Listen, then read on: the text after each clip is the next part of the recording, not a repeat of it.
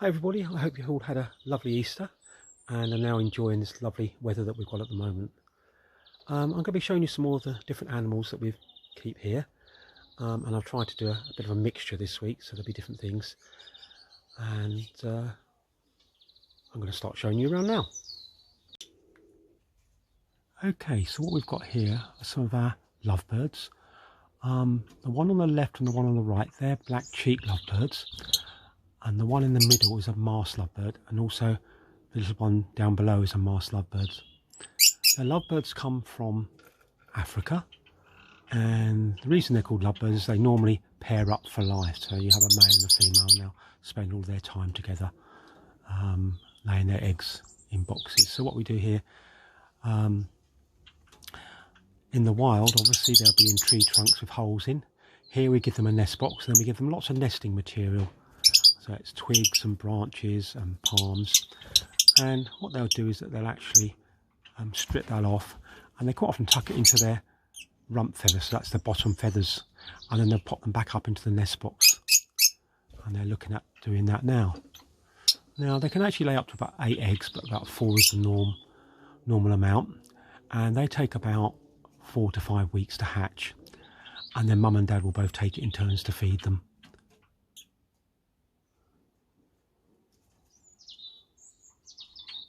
Look in the box there.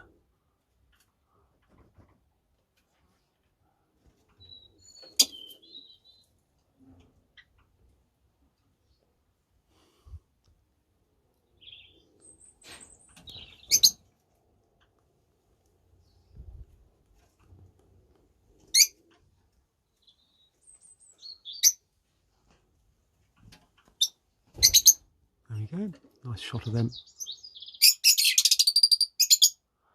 They can be quite noisy, they're quite vocal, they do a lot of chirping and tweeting to each other, and if you have a lot of them, obviously it can be quite noisy. So what we've got here, we've got some fruit beetles. There's lots of different types of fruit beetles, all different colours, red ones, purple ones, green ones, blue ones, all yellow ones, metallic ones. Oh, one's fallen off there. And these spend most of their life as a larvae in the ground. I'm going to find your larvae in a minute. And then what will happen is they make a chrysalis, like a cocoon. It looks a bit like a chocolate truffle. There's one here, look. Okay, so they gather all the soil around them, and then they make these little things where they go into pupate, and then when they hatch, they turn into these beautiful beetles. When they do hatch, they only last about 4 or 5 weeks, and their main purpose in life is to find a mate and lay eggs, so that the whole process can start again. Oh, you see that one's just about to fly there. A bit like a bee when they start flying.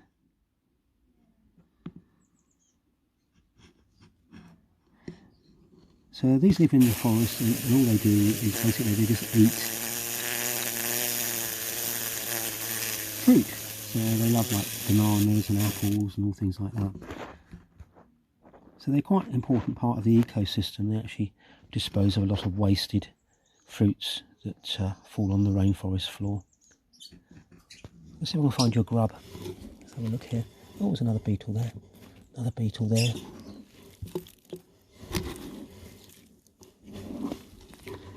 Got some in. Oh, there's one. There we go. So this is the grub. So they lay eggs. They hatch into like little maggots to start with, and then turn into these whopping great big grubs, which spend probably about 6 months to a year in the ground, just eating all the debris until they're ready to pupate.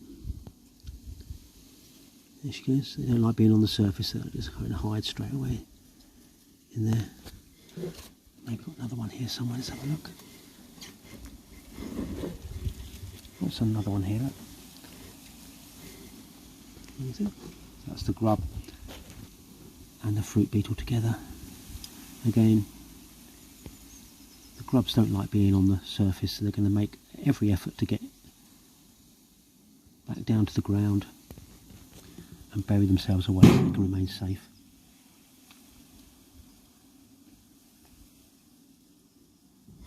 Come on, you.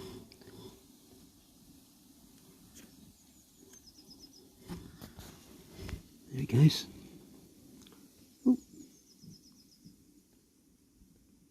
can't wait to get away.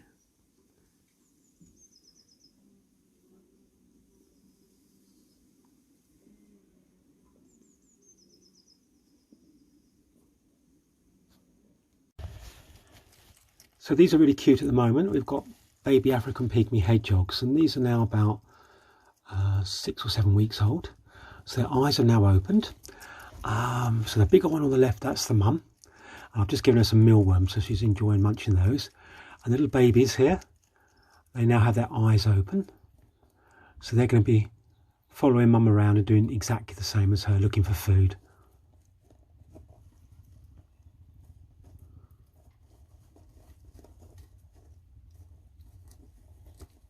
So I said before we got, oh, here she comes, 2 girls, 1 boy baby. So that's pretty cool. That's good for us. What are you doing? What are you looking at?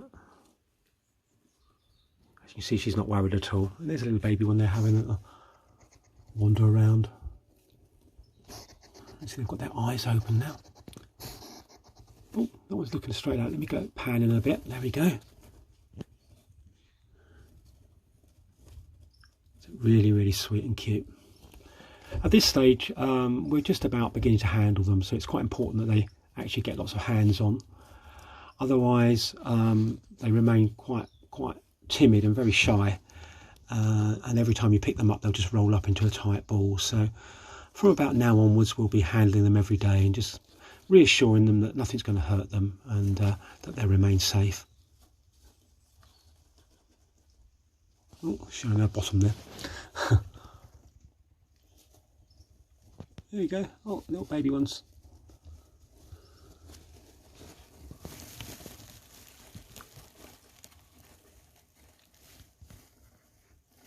So this is the colour they'll be in the wild. They come from North Africa.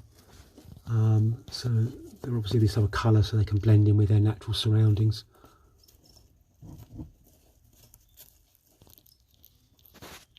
So far I've mainly shown you reptiles and mammals, but these are some of the lovely fish that we keep. These are Discus fish, and they come from the Amazon rainforest where they live there. These have all been bred in captivity, so none of them have been taken from the wild. And obviously through selective breeding, the colours have been really enhanced, so they're looking pretty cool.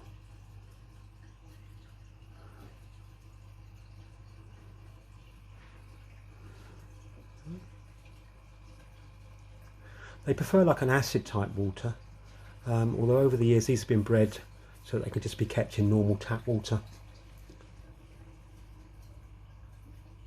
And they tend to swim as a shoal. You can see there, they're all type of like staying together in one big group. They lay eggs, and what will happen is they'll pair off, and mum and dad will go and lay the eggs, and then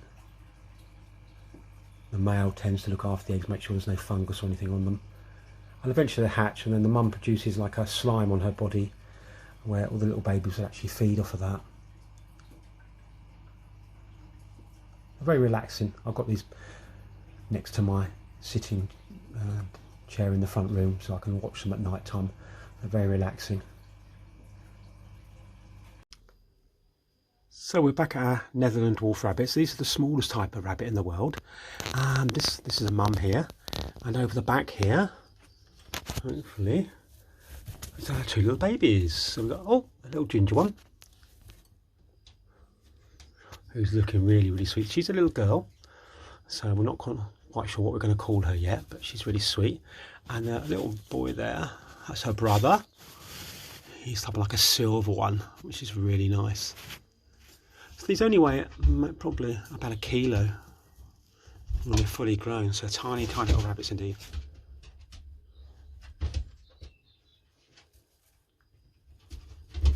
I'll go to the other cage, some babies in here as well. So rabbits should always be kept in pairs preferably, or able to see each other. What we do here is we actually have like the cages with like wire in between, so even if they're on their own they can actually see each other, which is really quite nice. They can nuzzle up.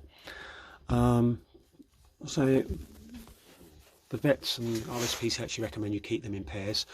Obviously it's not really a good idea to keep a boy and a girl together, because as I say, you end up with loads of baby rabbits. Two girls normally live together fine. If you've got two males, you can keep them together, but you need to have them neutered, otherwise they will fight. So again, the little black one is a boy, and the grey, this is called a chinchilla. And if you look at this one, I don't know if I can show you, it's actually got quite a white tummy, so it looks a bit like a chinchilla, a real true chinchilla, which we've got some chinchillas, I'll show you some in a couple of weeks' time.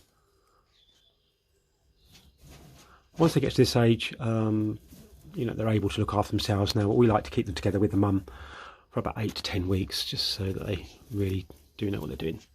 Again, it's quite important if you've got rabbits to make sure they've got lots of toys and things to enhance their environment. So they've got these like balls here which they'll play with. There's these little bits of hollowed out wood, and we can put little treats in there for them, so they rummage around with those.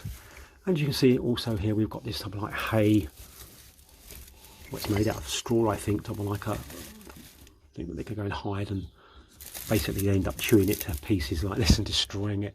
But it's quite nice to give them something to do every day. They do go outdoors sometimes. We have to be very, very careful, of course, because there are diseases that they can get from being on grass, especially if you're near fields with wild rabbits. And also temperature can be a problem. Obviously it's a very hot sunny day. The last thing you want to do is have your poor little rabbit sat out there in full sun. A bit like us really, we don't want to get too hot, get overheated. Plus they've got a woolly coat on all the time. So very, very sweet indeed. Right, this is Rusty. He's one of our royal pythons. This is the normal coloured royal python that you get in the wild. Now most people think that pythons are all massive, you know, they get to like 20 foot long. There's lots of different types of python. The smallest one is only probably about 30 or 40 centimetres, whereas the largest one, something like the reticulated python, can actually get up to about 30 foot, which is about 10 metres. But these are quite a nice type of medium-sized python. Maximum length, probably a large female will be about 1.5 metres. Males are typically about 1 metre.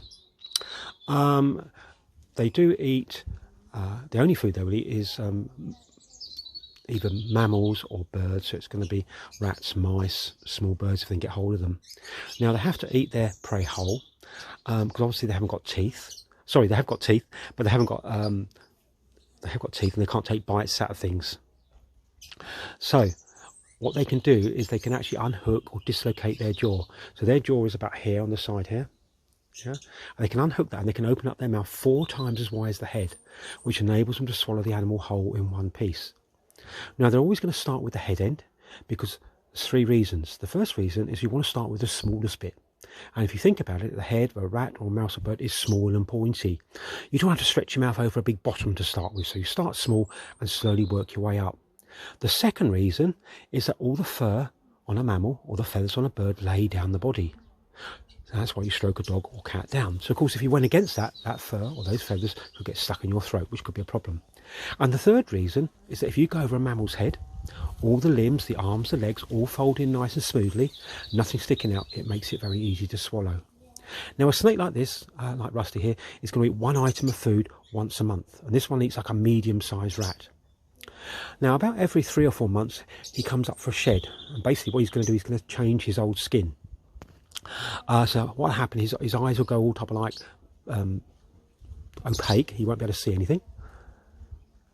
And eventually what happens around his mouth, the skin will split, and he will pull himself out of the skin.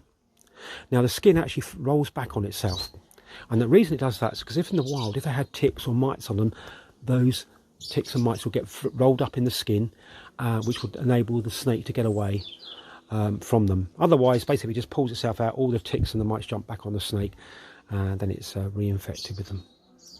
A really cool snake.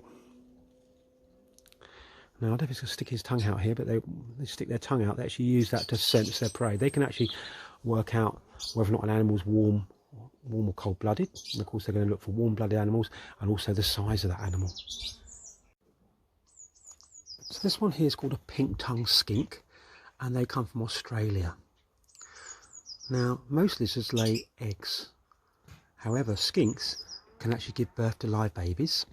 And when these give birth, and we've actually had babies, they can actually have about 30 little babies, and they're about the size of a matchstick when they're born, so very, very tiny. Their favourite food is snails, garden snails, and I think in the past we've actually collected garden snails for them, so they love that. They'll also eat things like cat food and chopped up fruit and vegetables, so they're known as an omnivore, so they'll actually eat a mixture of different foods. They also have this tail, and it is actually prehensile. Now prehensile means they can actually use it, and they'll actually use it to hang on curves, so you can see that she's able to use that. So if she was climbing a branch or something, she'll actually use that to type of like help steady herself. A close up of her face there.